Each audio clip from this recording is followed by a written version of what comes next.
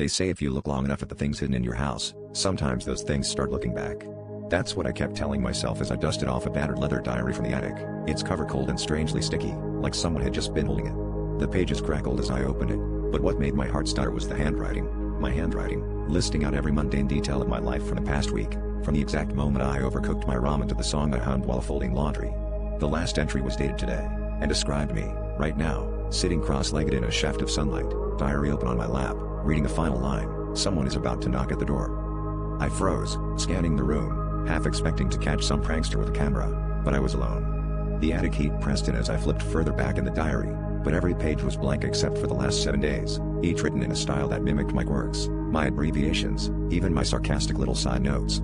The penmanship was so eerily familiar that my skin crawled. I tried to rationalize, maybe I wrote these entries during a fugue state, maybe I was sleepwalking and journaling, but deep down, I knew that wasn't true. The memories described were too specific, detailing things I'd never spoken aloud.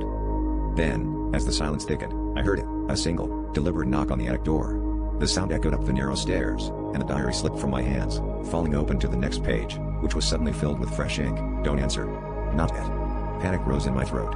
I crept toward the door, every instinct screaming to run, but my body moved as if puppeted by invisible strings. The knock came again, louder, accompanied by a voice that whispered my name in the same cadence I used in my own head. I pressed my ear to the wood, hard hammering. On the other side, I heard the unmistakable scrape of a pen on paper, writing in tandem with my quickening breaths. Then the diary in my hand flipped by itself to a final sentence, the ink still wet. They know you found the diary. If you open the door, you'll become the next entry.